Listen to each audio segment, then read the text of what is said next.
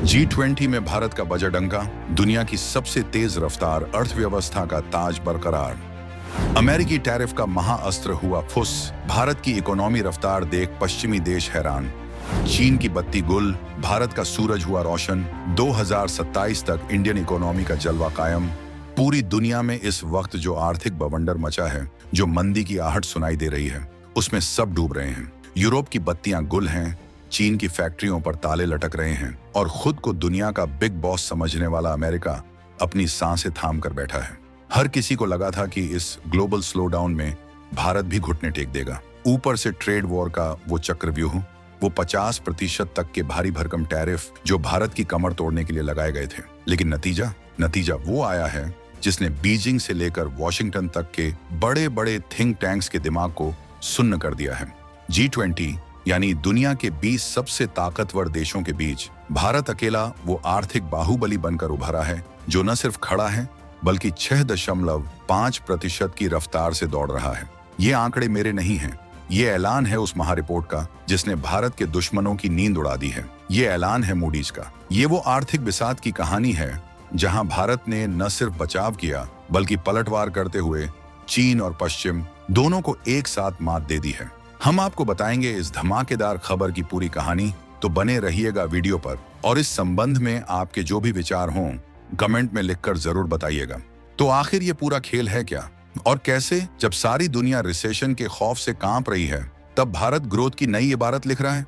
चलिए इस महाचक्रव्यूह की एक एक परत को खोलते हैं। सबसे पहले समझिए उस रिपोर्ट को जिसने इस तूफान को जन्म दिया है। ये है मूडीज की ग्लोबल मैक्रो आउटलुक 2026 से 27 रिपोर्ट। सरल भाषा में कहें तो ये वो सर्टिफिकेट है जो दुनिया के फाइनेंशियल पंडित हर देश की आर्थिक कुंडली बांचने के बाद जारी करते हैं। और इस बार भारत की कुंडली में राजयोग लिखा है। रिपोर्ट ने ठप्पा लगा दिया है कि 2027 तक यानी अगले 2-3 साल भारत G20 में 6.5% की दर से सबसे तेज दौड़ने वाला घोड़ा बना रहेगा। 6.5% ये कोई मामूली आंकड़ा नहीं है। ये उस वक्त हो रहा है जब दुनिया की ग्लोबल GDP खुद 2.5% पर हाँफ रही है और वो विकसित देश जो हमें ज्ञान देते थे वो 1.5% पर रेंग रहे हैं। ये सुनने में जितना शानदार लगता है उससे कहीं ज्यादा चौंकाने वाला इसका कारण है। अब सवाल उठता है, ये हुआ कैसे? इसका पहला राज है आत्मनिर्भरता। भारत की वो 140 करोड़ लोगों की घरेलू मांग। मूडीज का कहना है कि भारत की इकोनॉमी अब बाहरी झटकों से नहीं अंदरूनी ताकत से चल रही है। देश के अंदर बन रहे हाईवे, पोर्ट्स और डिजिटल इंफ्रास्ट्रक्चर में जो महानिवेश हो रहा है उसने ग्रोथ के इंजन में वो हाई ऑक्टेन फ्यूल भर दिया है जो खत्म होने का नाम नहीं ले रहा। दूसरा और सबसे बड़ा राज जिसने अमेरिका और चीन दोनों को झटका दिया है वो है भारत का एक्सपोर्ट डाइवर्सिफिकेशन। ये वो रणनीति थी जिसने ट्रेड वॉर के ब्रह्मास्त्र को भी बेकार कर दिया। इसे ऐसे समझिए, अमेरिका में बैठे हुक्मरानों को लगा कि वो भारत पर 50% तक टैरिफ यानी टैक्स लगाकर उसे झुका देंगे। उन्हें लगा कि भारत का माल अमेरिकी बाजारों में बिकना बंद होगा तो भारत की फैक्ट्रियां बंद हो जाएंगी, एक्सपोर्ट ठप हो जाएगा और भारत घुटनों पर आ जाएगा। उनका सोचना सही था अगर ये 1990 का भारत होता, लेकिन ये 2025 का नया भारत है। हुआ क्या? मूडीज की रिपोर्ट के मुताबिक ये सच है कि अमेरिका को होने वाला हमारा एक्सपोर्ट 11.9% तक गिरा, लेकिन भारत रोता नहीं बैठा। भारत के एक्सपोर्टर्स ने वो कर दिखाया जो किसी ने सोचा नहीं था। उन्होंने अमेरिका का ईगो साइड में रखा और दुनिया के नए बाजार ढूंढ निकाले। Africa, middle east, Latin America और खुद एशिया के दूसरे देशों में भारत ने अपना माल बेचना शुरू कर दिया। नतीजा, अमेरिका को एक्सपोर्ट 11.9% गिरा, लेकिन भारत का टोटल एक्सपोर्ट 6.75% बढ़ गया। ये है वो मास्टर स्ट्रोक जिसने अमेरिका के आर्थिक अहंकार को तोड़ दिया है और साबित कर दिया कि भारत की आर्थिक गाड़ी अब किसी एक ड्राइवर पर निर्भर नहीं है। हमने अपने रिस्क को डाइवर्सिफाई कर दिया है। ये भारत की वो आर्थिक सर्जिकल स्ट्राइक थी जिसकी भनक किसी को नहीं लगी। ये वो आत्मविश्वास है जो आज G20 के मंच पर गूंज रहा है। लेकिन सिर्फ एक्सपोर्ट के दम पर इतनी बड़ी जंग नहीं जीती जाती। असली लड़ाई तो घर के अंदर लड़ी गई है और इस लड़ाई का सेनापति रहा है reserve bank of India RBI। Moody's ने अपनी रिपोर्ट में साफ लिखा है कि भारत की मौद्रिक नीति यानी पैसे को काबू में रखने की रणनीति सधी हुई है। पूरी दुनिया जब महंगाई की आग में झुलस रही थी तब RBI ने रेपो रेट के लगाम को कसकर पकड़े रखा। अक्टूबर में भी रेट नहीं बदले गए। इसका मतलब क्या है? इसका मतलब ये है कि बाजार में पैसा बना रहा, आम आदमी की जेब पर बोझ कंट्रोल में रहा और ग्रोथ का माहौल बना रहा।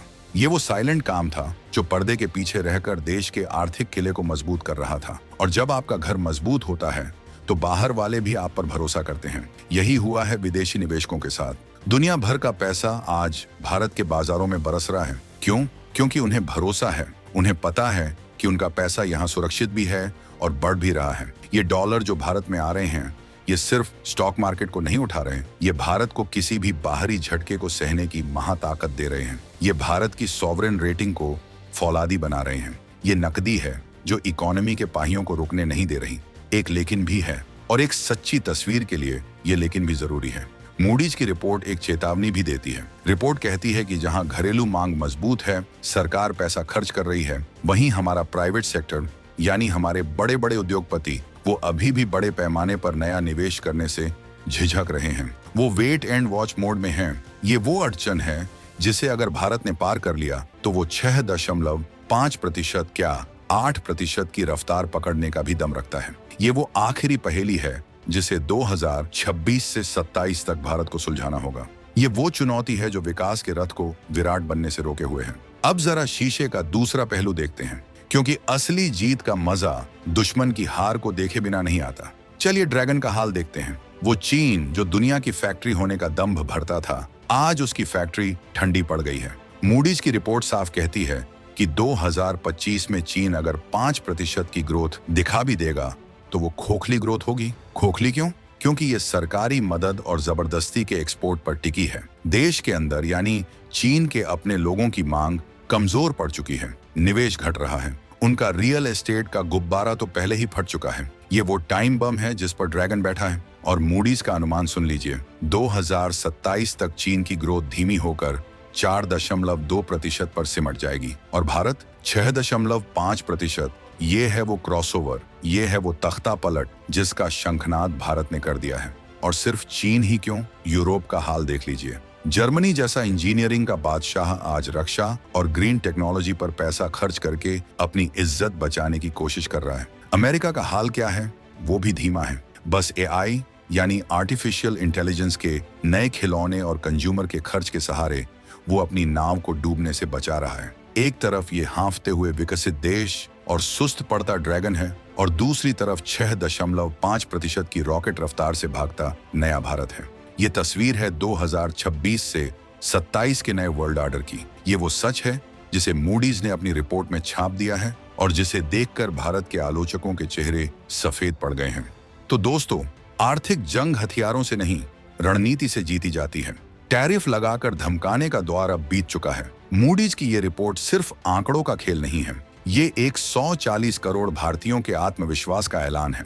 ये ऐलान है कि भारत को बढ़ने के लिए अब अमेरिका की मंजूरी या यूरोप के बाजारों की जरूरत नहीं है। हमारे अंदर ही वो आग है जो पूरी दुनिया की मंदी को जलाकर राख कर सकती है। ये जीत उस किसान की है जो महंगाई काबू में होने से राहत में है। ये जीत उस छोटे उद्यमी की है जो डाइवर्सिफाई करके नए बाजार खोज रहा है। ये जीत आरबीआई की सधी चाल की है। और ये जीत उस मेक इन इंडिया सपने की है जो अब हकीकत बनकर चीन के ड्रैगन को डरा रहा है। जब पश्चिम स्लोडाउन की बात कर रहा है, तब भारत टेक ऑफ की तैयारी कर रहा है। जब चीन अंदरूनी कमजोरी से जूझ रहा है, तब भारत अंदरूनी ताकत के दम पर उड़ रहा है। 6.5% ये सिर्फ नंबर नहीं है, ये G20 में भारत का डंका है। ये नए भारत की वो आर्थिक हुंकार है जो बीजिंग से वॉशिंगटन तक गूंज रही है। ये सबूत है कि 21वीं सदी का आर्थिक महाशक्ति बनने का रास्ता बीजिंग या वॉशिंगटन से नहीं, बल्कि दिल्ली से होकर ही गुजरेगा। आपको क्या लगता है, क्या भारत की ये रफ्तार 2027 के बाद भी कायम रहेगी?